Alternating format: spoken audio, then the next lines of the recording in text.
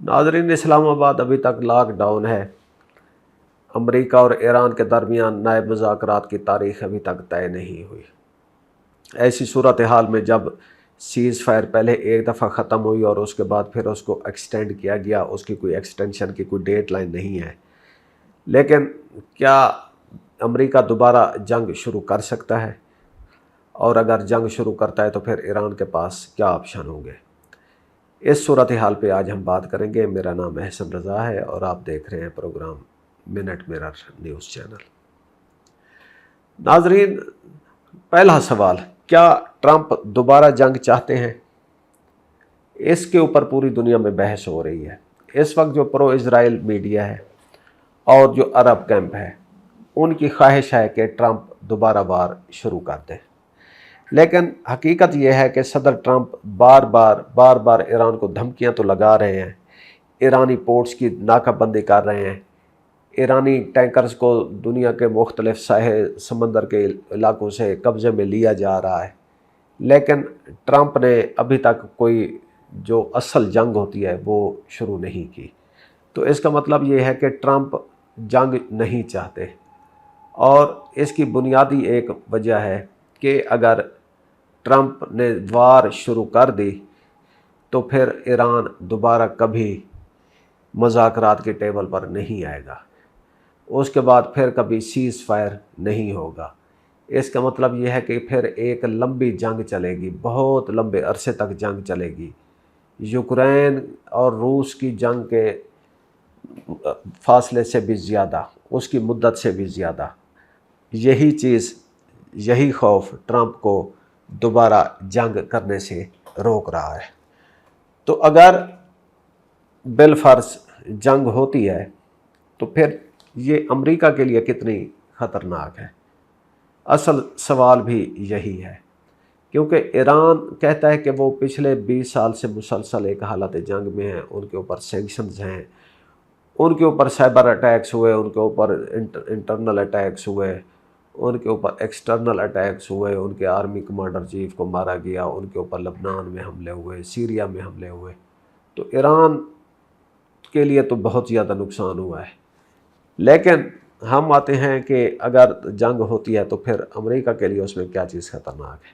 देखें, ये जो पहले 12 दिन की जंग हुई और इसके बाद अभी जो 36 दिनों की जंग हुई है, उसमें ये एक बात बहुत खुलकर सामने आई है कि इस जंग में अमेरिका और जितने अहदाफ हासिल कर ले, जितनी मिलिट्री विक्ट्री कर ले, उस चीज़ से बढ़कर भी एक और जो फैक्टर अमेरिका को मुतासर करता वो है इकानमी, पेट्रोल इकानमी।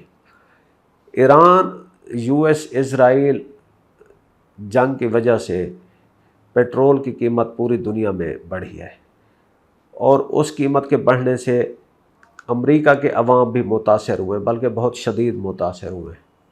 और सिर्फ अमेरिकी अवाम नहीं मुतासर हुए, पूरे अमेरिका की इकानमी मुतासर हुई है। तो ये इकानमी एक ऐसी चीज़ है जो अमेरिका के लिए इस जंग में बहुत बड़ा ख़तरा बनकर सामने आई है। इस वक्त हम देखते हैं कि इस जंग मौजूदा सूरत हाल में ईरान की पोजीशन क्या है। नाजरीन, ईरान की पोजीशन ये है कि जब ये जंग शुरू होने से पहले वो अमेरिका से मुज़ाकरात कर रहा था। वो अमेरिका की बहुत सारी मुतालबात को मानने के लिए तैयार था। वो जंग नहीं चाहता था। फिर उसके ऊपर जंग थोप दी गई। जंग, ईरान ने अपना दिफा किया, ईरान ने डट कर मुकाबला किया, ईरान ने इस जंग में बहुत ज़्यादा नुकसान उठाया। लेकिन ईरान ने इस जंग में बहुत सारा नुकसान अमेरिका को भी पहुंचाया, इसराइल को भी पहुंचाया और उनके जो इत्तेहादी अरब ममालिक हैं उनको भी पहुंचाया। और इस जंग में किसी भी मौके पर ईरान ने सीज़ फायर नहीं मांगा। सीज़ फायर लेना, सीज़ फायर के लिए ईरान को कन्विंस करना, सीज़ फायर के लिए पाकिस्तान को इंगेज करना, ये सारे इकदाम अमेरिका की तरफ से उठाए गए थे। तो ईरान की पोजीशन ये है कि अगर उसके ऊपर जंग मुसल्लत कर दी जाए तो वो अपना दिफा करता है और मुकाबला करता है और फिर वो सीज़ फायर भी नहीं मांगता। दूसरा, अगर उसको धमकियों के ज़ोर पर اور اس کی ناکہ بندی کر کے غیر جنگی اقدامات کر کے اس کو نقصان پہنچانے کی کوشش کی جائے تو وہ تب بھی امریکہ کے آگے نہیں جھک رہا، وہ سیز فائر بھی نہیں مانگ رہا۔ تو یہ ہو گئی ایران کی اس وقت پوزیشن۔ اب آتے ہیں اگلا اہم سوال کہ اس سے پہلے جب اسلام آباد میں پہلا راؤنڈ ہوا مذاکرات کا تو اس میں ہم نے دیکھا کہ امریکہ کی ٹیم نے مذاکرات چھوڑے، انہوں نے مذاکرات ختم کیے، انہوں نے یہ اعلان کیا کہ جی ہم اس مذاکرات میں کسی بھی ڈیل پر نہیں پہنچ سکے۔ تو اب یہ بات واضح ہو گئی ہے کہ یہ مذاکرات کی ٹیبل چھوڑنا امریکہ کی غلطی تھی۔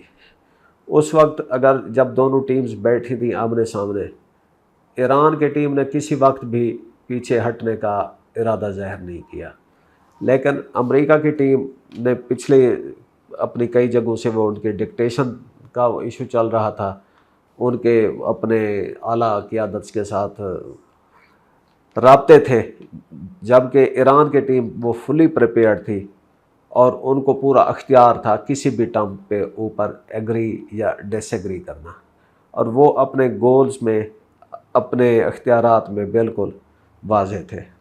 تو اس وقت یہ امریکہ کے جو تھنک ٹینک، پالیسی میکرز اور میڈیا، سول سوسائٹی اس بات میں متفق ہیں کہ مذاکرات کی ٹیبل چھوڑنا امریکہ کی بہت بڑی غلطی تھی۔ اب آتے ہیں اگلی بات پر کہ جی کیا ایک اور راؤنڈ شروع ہو سکتا ہے؟ کیا امریکہ ایران کے اوپر ایک دفعہ پھر حملہ کر سکتا ہے؟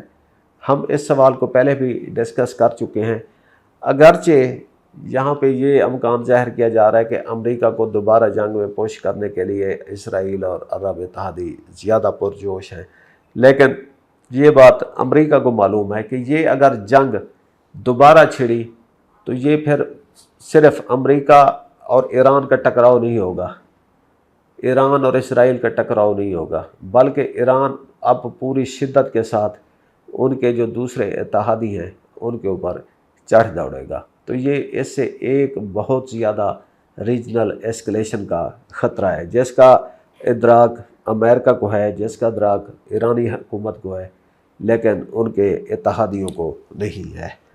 تو آخر میں اب ہم یہ بات کرنا چاہ رہے ہیں کہ ایران اور امریکہ کے درمیان جو ہاسٹیلٹیز ہیں یہ کوئی آج کی بات نہیں ہے، یہ کئی دہائیوں سے چل رہا ہے، لیکن اس کا جو کلائمیکس تھا وہ اس جنگ پہ ہوا۔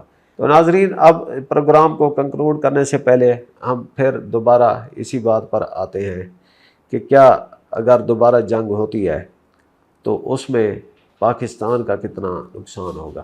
دیکھیے، پاکستان امیڈیٹ نیبر ہے ایران کا، پاکستان کے روابط ہیں امریکہ سے بھی، پاکستان کے روابط ہیں ریجنل جو دوسرے کنٹریز ہیں ان کے ساتھ بھی، لیکن دوبارہ جنگ کی صورت میں زیادہ نقصان اب امریکہ اور اسرائیل اور ایران سے زیادہ ان عرب اتحادیوں کا ہوگا جو دوبارہ جنگ شروع کرانے کے لیے پرجوش ہیں، اور وہ امریکہ کو بار بار پش کر رہے ہیں کہ ایک جنگ شروع کی جائے۔